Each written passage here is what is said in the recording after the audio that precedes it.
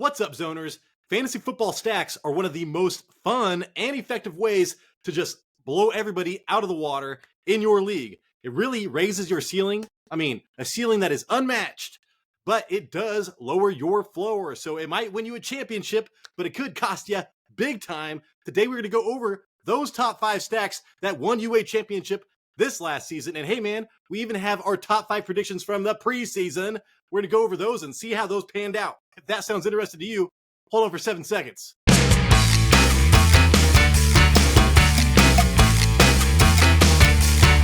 can do it! What's up, zoners? This is Tyler, Big Turd Ward, and Jason, the sick boy Euthenwolt, coming at you live from the West Coast. And this is the Fantasy Red Zone. I was just talking about this, Jason. I was telling the public that the stacks, man, are one of the most fun things about fantasy football and effective. You know, like as far as scoring a ton of points, if you just want to put an avalanche of points on people, having stacks, man, is a good way to do it. But you can also go down in flames. Absolutely. You should see the number one stack of this year and how many points they produced.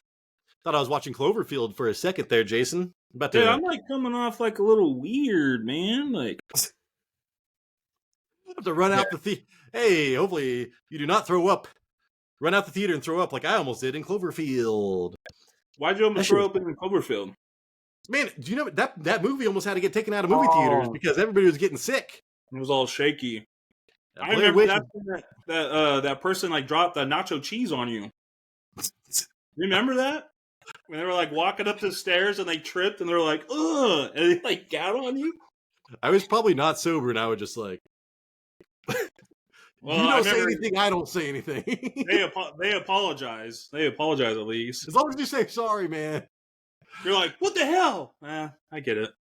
When you said, I got flashbacks, Jason. I had nachos going to a Globetrotters game with my dad. Spilled it on the people in front of us, trying to, standing up, trying to get past people's knees. Yeah. Anyways, we have, Jason, before we get into everything, would you please tell the public how they can help this show? Because we need it now more than ever. It's the off season. 10 people watch this shit. Thank you if you watch. Yeah, if you made it through the Cloverfield segment, please subscribe, press the like. We like the likes. Leave us a comment. Let us know if you had any of these stacks on your team. Do they hurt you? Do they harm you? Most likely, wait, do they hurt you or harm you? There is nothing positive. It's harm. It's a negative thing to have. If they helped you or harmed you, let us know. And then you can also find us on Spotify at the Fantasy Red Zone. Listen to us on the way to work. I do. Hopefully your ride is not that long, man. If it is, you need to go somewhere else, dude. 30 minutes is too long. That's a cutoff, man. Yeah. All right, Jason. Let's get into the news for yous. I should close all my other tabs, man. That's what Riverside said. All right.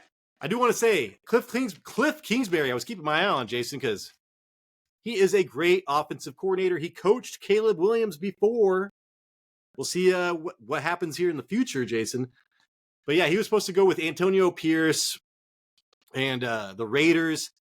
All that got canceled. They didn't want to give him like the 3rd year or some shit like that. Washington said, hey, we'll give you the 3rd year. So, hey, man, I am very interested to see who they are going to get as their quarterback. Are they going to trade everything to go up and get Caleb Williams? They have the number 2 pick.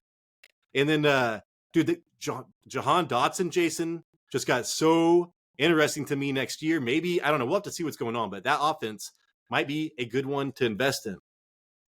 Yeah, I want to know if the Bears are willing to give up Caleb Williams. I mean, yeah, it'd be like 3 first. It's only to go up 1 spot. So it's like Drake May is the 2nd prospect.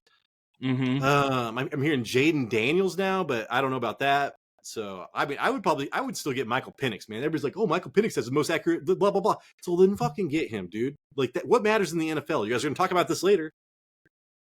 Whatever. Yeah, that's true.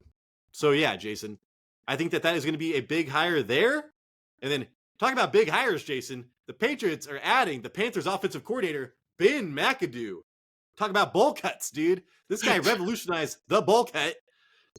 So, yeah, Van Pelt, who was the offensive coordinator for the Browns, went to, with O.J. Mayo, went up there.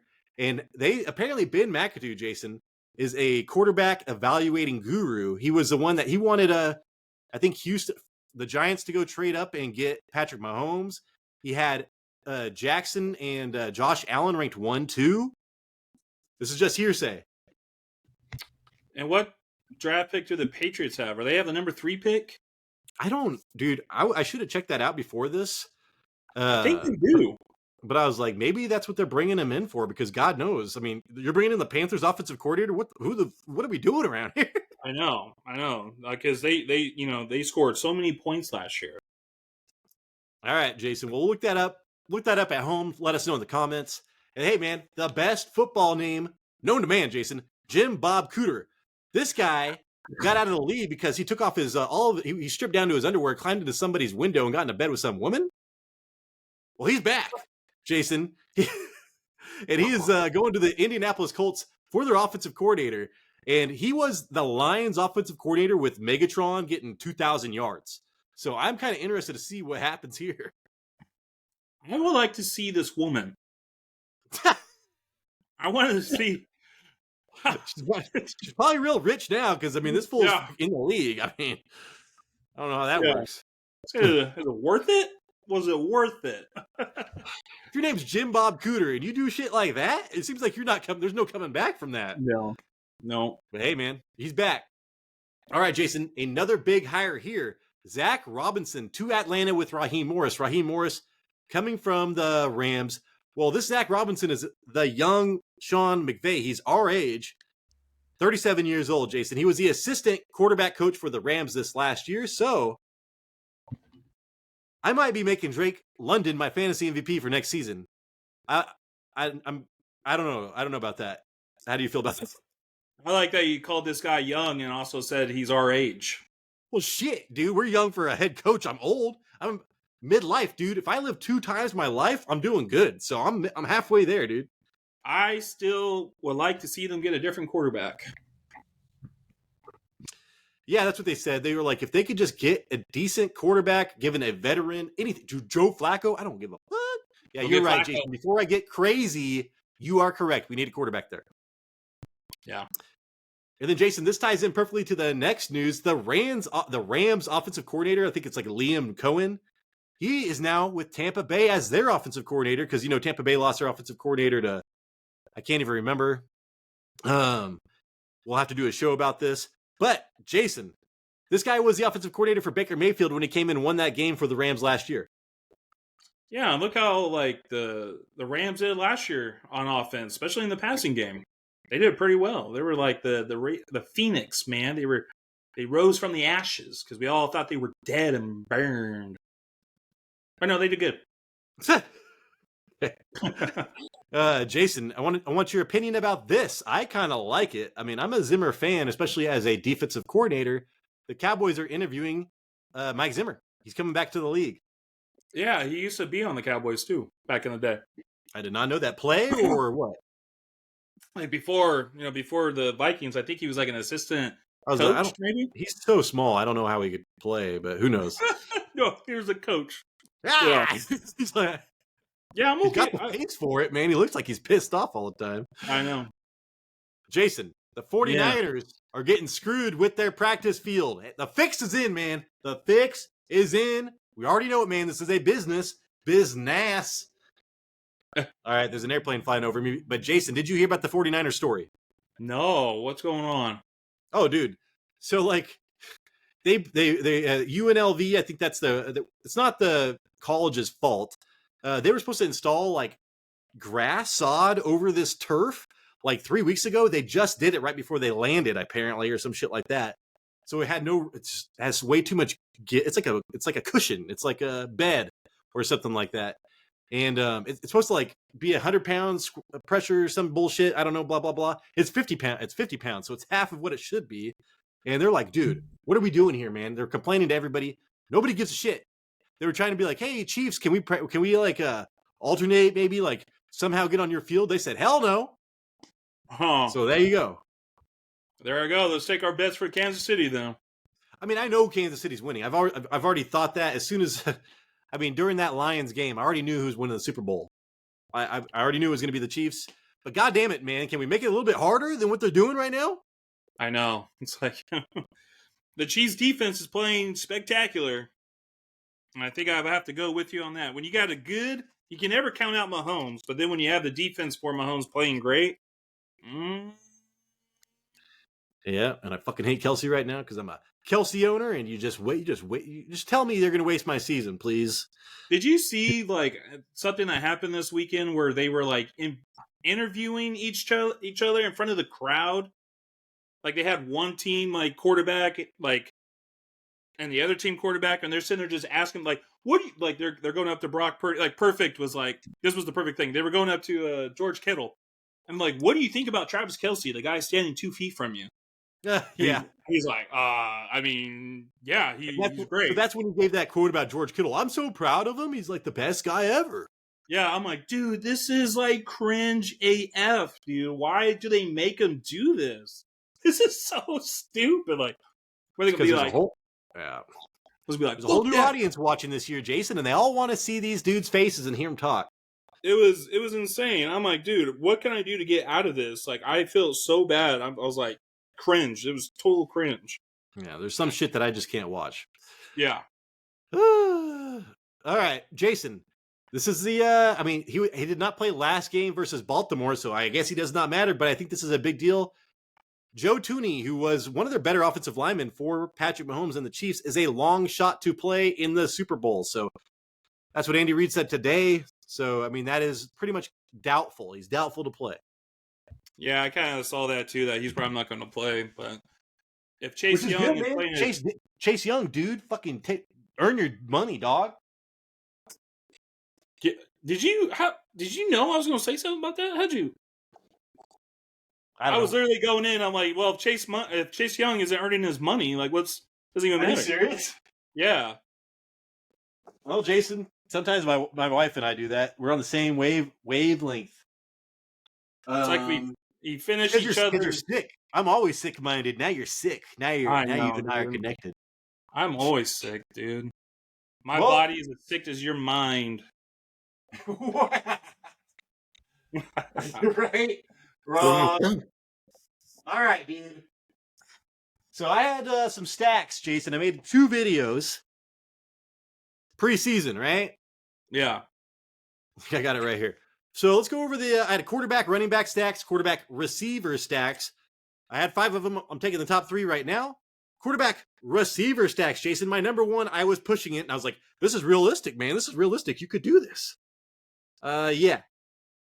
Quarterback Patrick Mahomes and Travis Kelce. I was like, you could go 1-2. Oh my God.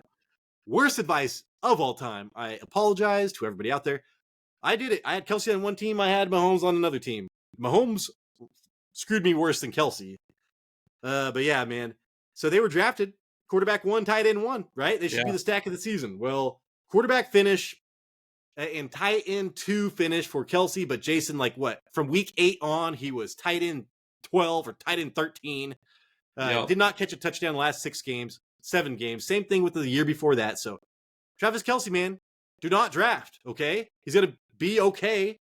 But there are values. I would just hit the values, man. He's at the point in his career where he's not going to worry about shit until the playoffs and then turn it on and make everybody pissed off at him. So that, and then Jason, I think, Patrick Mahomes was like quarterback 13 or some shit too. So they both were like in the teens on a points per game basis in the second half of the season. So terrible by me. Yeah, it just sucks because Travis Kelce was like, his ADP was like a first round pick. And, because you said he was like tight end 2, which is like, oh yeah, like tight end 2.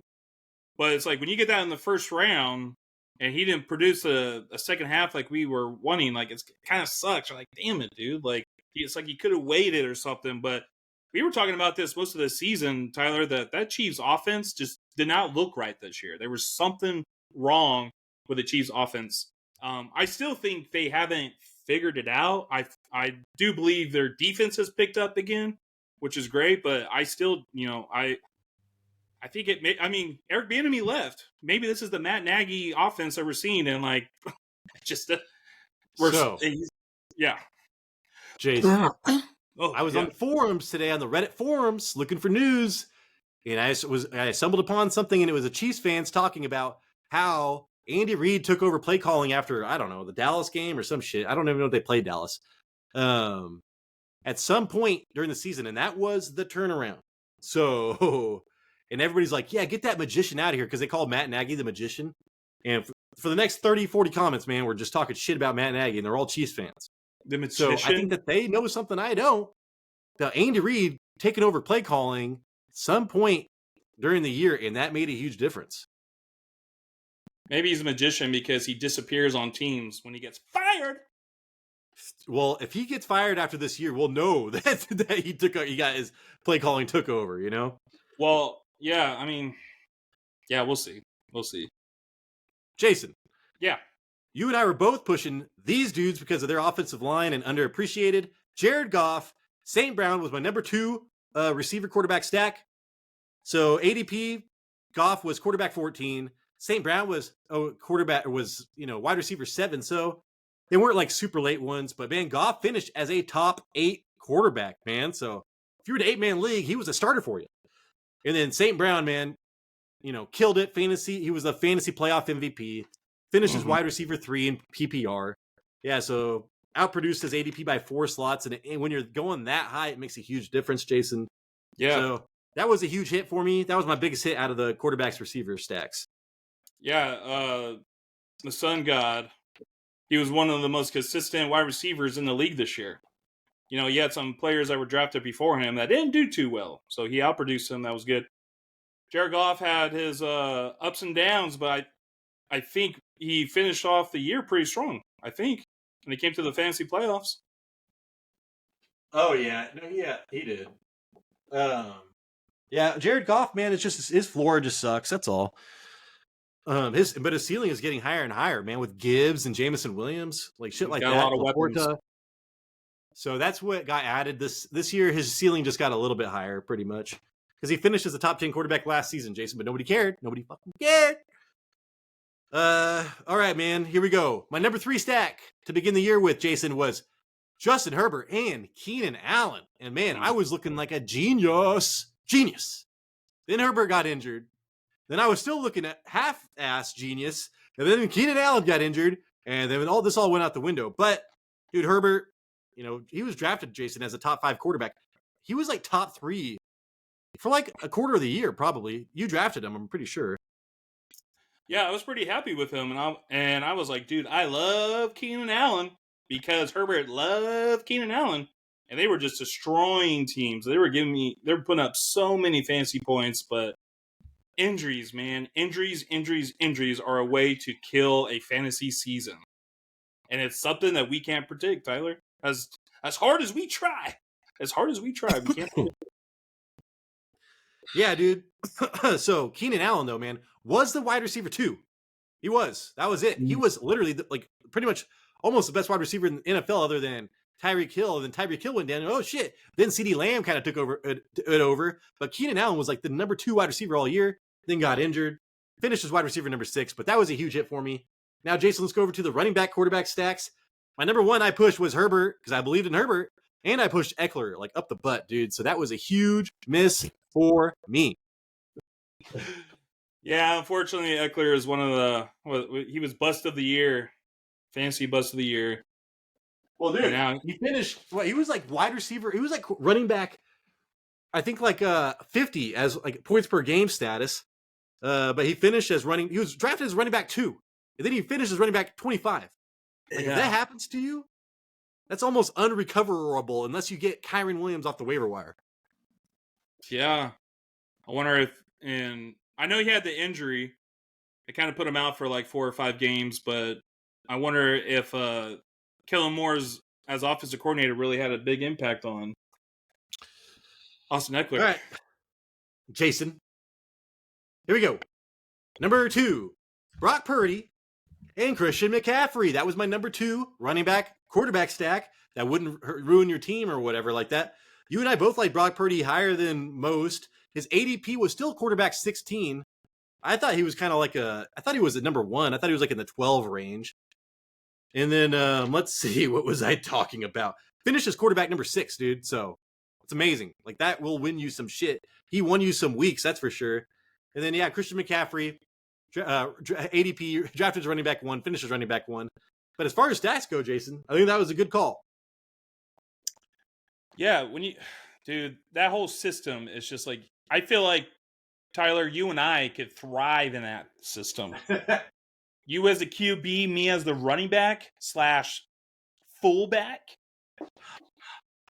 They'd be all, who is this guy? Who's this? What does he run, a 5.5? And I'll be like, my long ass name on my jersey, and I'm just like, read it. They'd be all, dude, put that fool in the offensive line. I just want to do that. I just want to, and they're gonna be like, what should we call you? And I say, the mini fridge. I'm a mini fridge. Like the fridge, but that dude was like 400 pounds. I'm not 400 pounds. I was just like the heaviest. I think he was like three something. I was just looking at the heaviest running backs to ever score, and he was like number 8. Oh my gosh. No, sorry, not running backs, just players in general, because there was a lot of linemen that got in. Yeah. There was like some 350s, 360s. Warren Sapp, do you remember him? Do you remember if he was on the top 10? Didn't he score a rushing touchdown? I don't know. He didn't weigh that much. Warren Sapp was probably only like 290. He's short. He's like 6 foot. He's so short. Look up to me, bro. His brother's Bob Sapp, the dude off the longest yard. I know. You going to teach me football? Yeah. I like to play like football. 6'6", 400 pounds of muscle and steroids. He broke my nose. He broke my nose. All right, Jason, number 3. Already went over Goff, but I was like, hey, man, Gibbs. I was pushing Gibbs as I didn't really think of him as being a runner. I was like, hey, man, this guy led Alabama in receiving, and he's a running back.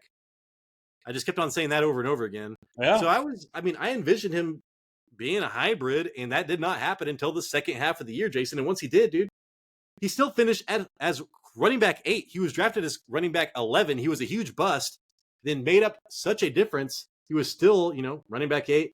So Gibbs and Goff, if you did that, you're probably sitting pretty. Yeah, I had Gibbs even breaking the running back receiving or reception record, rookie running back reception record set by Saquon Barkley. Yeah. Because I was the same way. I was like, dude, he was like wide receiver 1 at Alabama as a running back. So I was like, I can see that continue to happen as a Lion, but I think Dan Campbell just pretty much like, kind of saved him for the second half of the season. Because the first half was kind of like.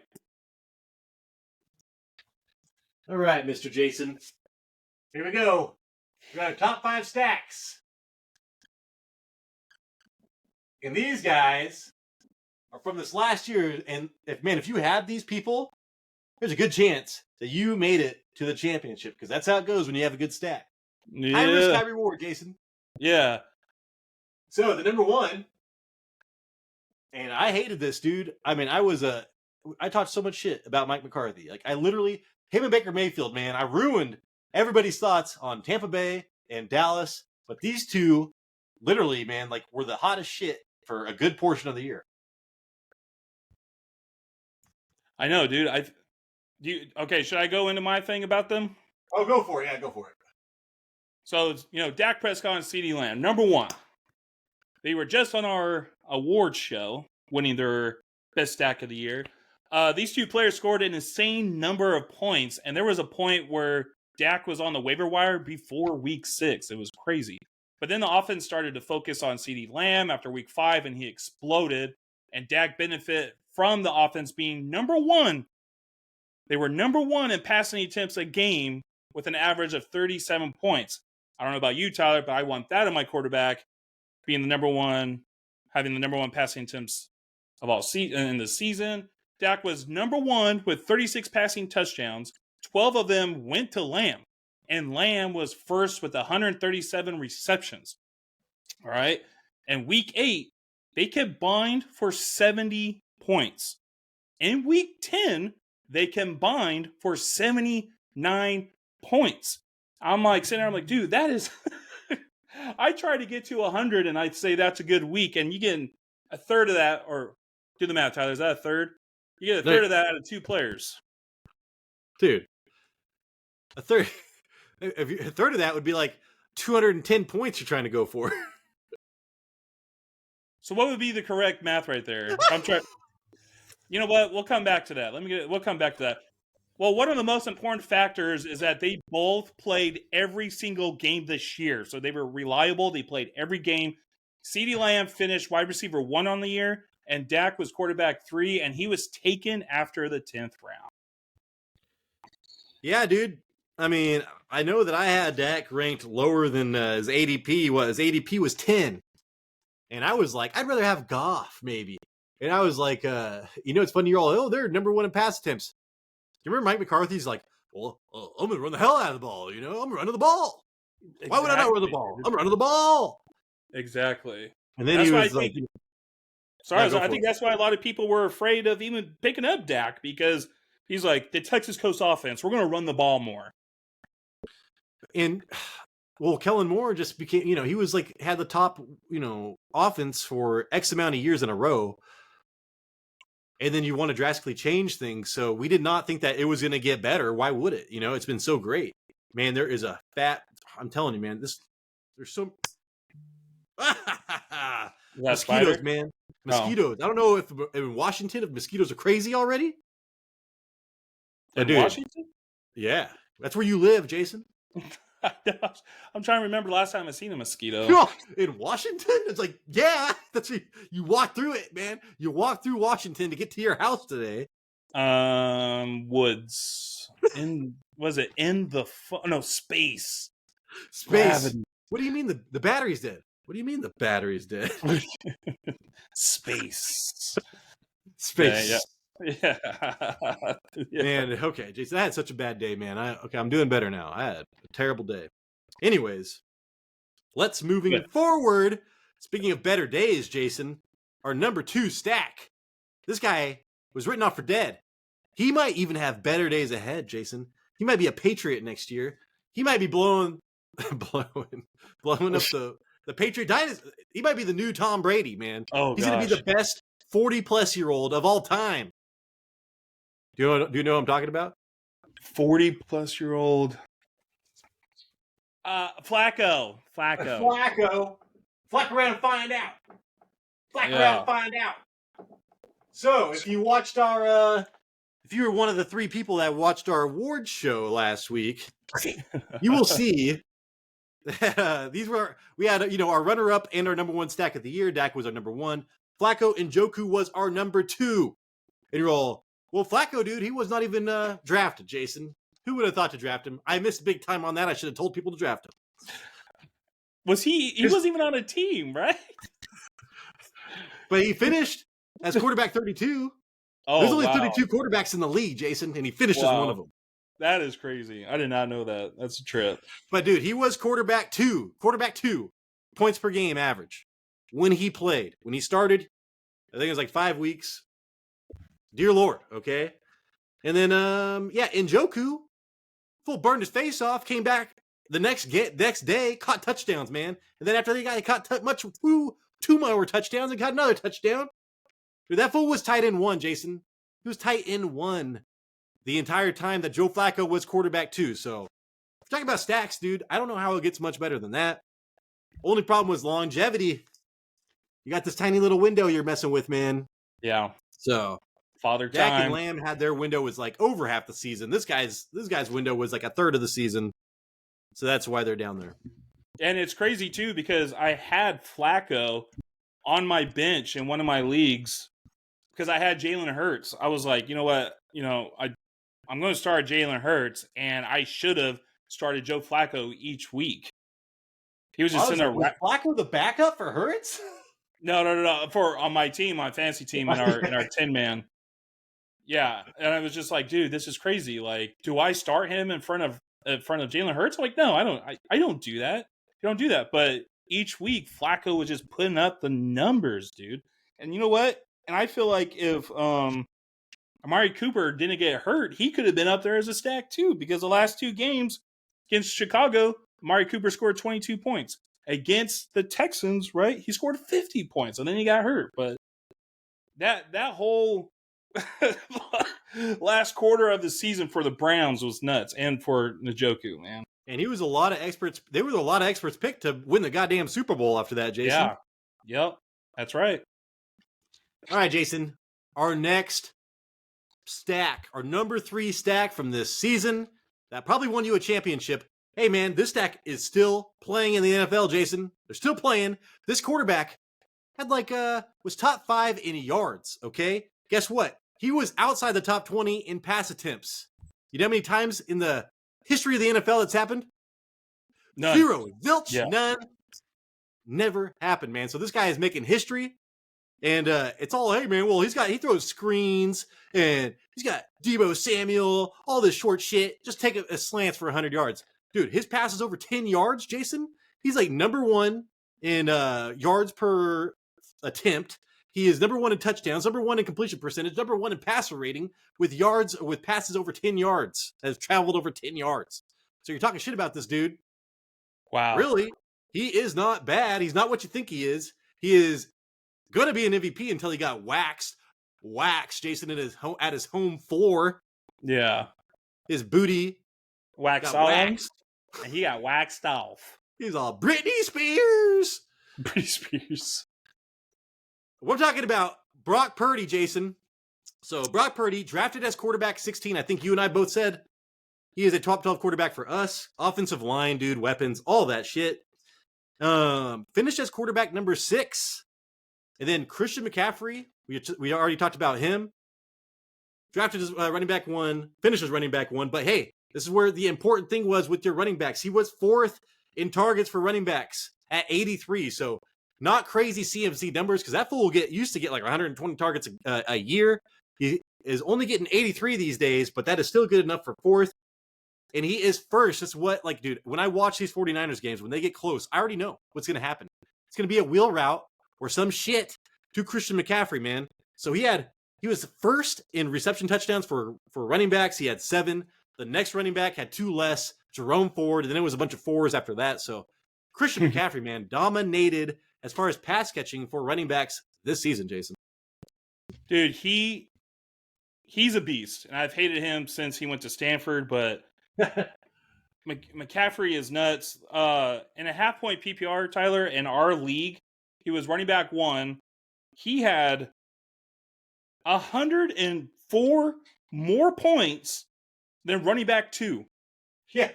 Which was Breece Hall. Yeah. He had 100 more points. That's almost like, if you're doing 20 points a game, that's additional 5 games right there that he had on the number 2. Isn't that insane. Crazy? When you think about it that way, because I was just like, I know that he is the highest positional advantage this season. If you go by points per game, Jason, he scoring 2 more points per game than Kyron Williams, and Kyron Williams was scoring 2 more points per game than anybody else. In every other position, dude, it's separated by less than a point. So Christian McCaffrey played like every game and got you those points, man. So yeah, there you go. He did. I mean, so he didn't play week 18, but he did not have a single game this year under 10 points. Yeah. What more can you ask for? That's when I was like, dude, he's got to be. I named him my MVP, and it's like, to name a top pick your MVP is like, yeah, but look, like we said, the first round was a bunch of busts, and this dude played every game, and his positional advantage was insane. So it's like, he was almost worth like a 0-round pick, not a first-round pick. He like outproduced his first-round pick. It was insane. Yeah, that's pretty crazy. It's like, can some of those points go to next year, leading to next year already? Start off the year with 100 points from Christian McCaffrey. That's going to be our short, Jason. That's why I did that big lead up to this. Oh, nice. But here we go. Next up, dude, this is the future of the league. If you own this guy's card, you better sell it before the NFL stops, man. Shot up like a rocket ship. And he was one of my funnest quarterbacks to watch, man. Like I said, he reminded me of Aaron Rodgers in like 2011 when they when they won that Super Bowl. And it was like the most accurate deep passing I've ever seen. I didn't think I'd ever see it again. I saw it, Jason, when I watched CJ Stroud. Yeah, I think he was actually 1st in deep ball completion percentage this year. But, okay. So Stroud was undrafted, but he finished the season as quarterback 11. Before his injury in week 13, he was quarterback 7. This Texans team was a surprise to the league, of course. Nico Collins and Tank Dell both drafted outside wide receiver 45. Collins finished as wide receiver 12 and Tank wide receiver 39 with 6 games missed. This is a little bit of a triangle offense here that I would like to say of this with the stack as a stack. I have both these wide receivers as stacks because there were weeks where you could have started both of them. In week 2, Tank and Collins combined for 47 points for wide receivers. And in week 9, they combined for 43 points. Week 11, they combined for 41. And in week 12, they combined for 20. So that's near 20 points each for these wide receivers if you started them both. And then also have CJ Stroud back in there. Before Tank season ended... What? Did you got something? No, I was just saying, just to throw it in there because while you're talking about those two, they're the same age. Yeah, I know. It's crazy. That's what you said. They're going to be here for a while. These 3 players are going to be here for a while. Before Tank's season ended injury in week 13, Tank was wide receiver 14 and Collins was wide receiver 17. And remember, you got these players outside of wide receiver 45. And Stroud had 6 games over 20 points at that time. Even with Tank absence, Collins produced games of 13, 15, and 34 points in the playoffs. This year, he averaged 17 points a game. Tank was on a hot streak before his injury, averaging 21 points weeks 9 through 12. End of the season, averaging 16 points. CJ Stroud led the league in passing yards a game as a rookie. I don't think that's ever happened before. And averaged 18 points a game. There were weeks that if you started all 3 of these players at once, they got you 80 points. That's funny. Yeah, that's amazing. And I was looking at Tank Dell's because I remember he caught on fire for that bit. It was right after somebody dropped in our league, and I was trying to get him, but I spent all my money on Puka and other people. Yeah. But anyways, Jason, that was crazy when Tank Dell went. I got on the waiver wire. Holy shit! Our eyes went, whoa! I know, man. Oh my god. But yeah, dude. So you pointed it out, dude. But I think it was weeks 2 and 3. He had 20 plus points. So it did not take long at all. And I do want to point out that CJ Stroud was drafted, and then Tank Dell was they were texting each other, be like, "Hey man, come get me." And CJ Stroud's like, "Hey, I told them to come get you." So CJ Stroud and Tank Dell have a connection there. They were drafted together. They wanted each other. That kind of shit. And dude, Tank Dell was wide receiver 3. Number 3, I just talked about Keenan Allen was wide receiver 2 all the time. Dude, Tank Dell, man, was wide receiver 3 for what is it? I have it right here. Oh my God, Jason.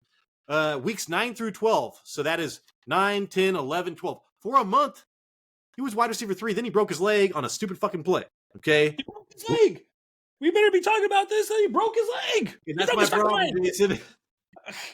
I was like, dude, I talked so much shit about Tony Pollard in the offseason for breaking his leg, and now I'm so pumped on Tank Dell. I'm like, oh my God. But the thing about Tank Dell is he's probably not going to come back until halfway through the season. He's not going to be a running back. He's going to be a secondary wide receiver. So I'm not really sure how to evaluate that just yet. I think I need an offseason to think about that. Yeah, I think you could have gone CJ Stroud, Collins, CJ Stroud, Dell. It didn't matter. This past game was on point. It was crazy. No one expected this, I don't believe. If you did, please leave a comment saying that you did. Let us know. All right, Jason, this is I like to think about this being funny, the stack right here. This quarterback, man. Yeah, he wasn't even, he was drafted, ADP is 33. He was a starting quarterback in the NFL, and he was drafted as quarterback 33. So how does that work, dude? How does that work? He was everybody's last choice, but apparently somebody liked to back up before him. Maybe it was Taysom. No, not Taysom Hill's not a quarterback. I don't have to figure that one out. It was a Geno Smith. He was a Geno Smith of 2022. He literally, dude, Jason, you are correct, man. That is literally Geno Smith. No, Baker Mayfield, man. Like I said, barely not even drafted. Finished as quarterback 9. He was on your waiver wire for 3/4 of the goddamn season. And then Mike Evans, dude. So Mike Evans, I think, is the funny part. I remember against the Vikings, he killed us. And then in our league, man, this guy was like, hey, Mike Evans for trade. Mike Evans for trade. He was like, Mike Evans for trade. Mike Evans for trade. He was trying to trade him forever. Yeah. And everybody was like, hey, yeah, good one, dude. I'm not falling for that shit. Same. I should have traded for Mike Evans, man. I wish. I should have traded for Mike Evans. Holy shit, that was one of the golden trades you could have made in the beginning of the year, was getting Mike Evans. So, Mike Evans, man, ADP 24. I had him ranked so low. Jason ruined me, sending me footage of the preseason of Baker Mayfield literally throwing balls to ants. I don't understand. He's all Ants. fucking straight down, man. Just killing ants. And Oh my god, to ants, throwing balls to ants. well, dude, it was crazy. Like that footage, I don't know. I'm thinking that was like a setup. Jason, he's like, "Hey, man," he's all, "Come here, watch this." Yeah, Like fucking Uncle Rico shit out here. yeah. Anyway, but Mike Evans, man, finished as wide receiver 7 and was consistent all year long, man. Like literally was just getting like 20-point games, all this shit. Dude, he has like his third highest yardage in a year was like it's like 1,400 yards, man.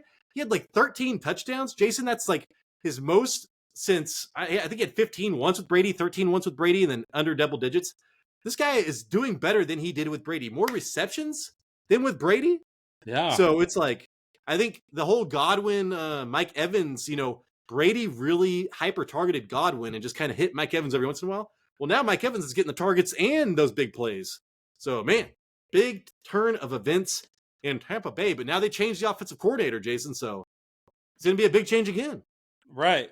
I actually had to pick up Baker Mayfield because I lost Justin Herbert, and I was sitting there just like, streaming. And then I was like looking at Baker Mayfield, and I was like, well, he looked pretty good against Atlanta, and he put up 19 points. And I was like, screw it, dude. I'm going to have to put him in for the playoffs. Against Green Bay, that dude got me 34 points in the first round of the playoffs. Then he got me 19, and then he got me 18. And I was like, dude, I just picked this guy off of waivers. Yeah. Then I'm like going through his stuff right now, Tyler. He only has like 4 games under 10 points. I was like, holy crap. This guy, for everyone thinking so down on him coming to the year, finishing as quarterback 10, it's insane that how well he played in that offense.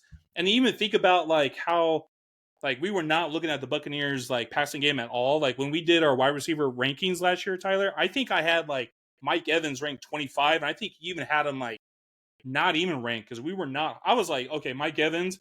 I was like, I think they're going to try to push it where he get his 1,000 yards at least so he could continue that record. But I don't think this dude is going to get, close to as many touchdowns, right? Like maybe 3.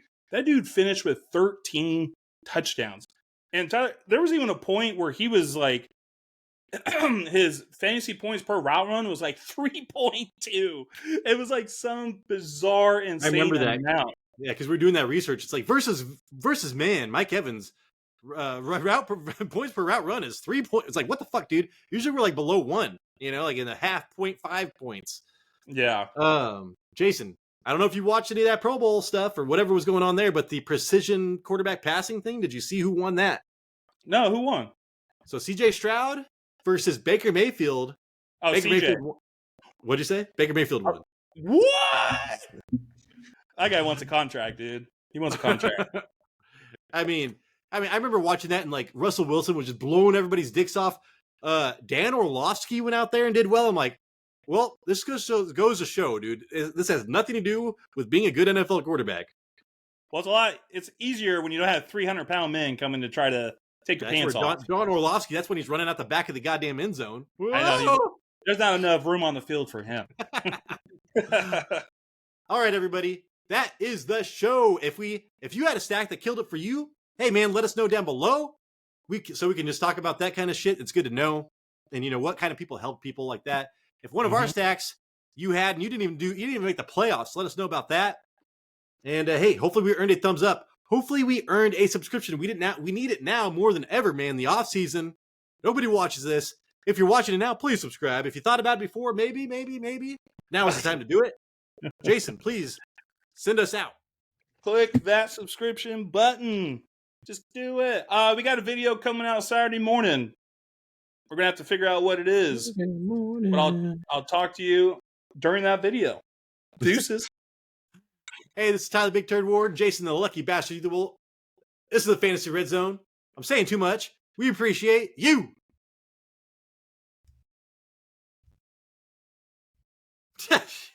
You sound like my dad.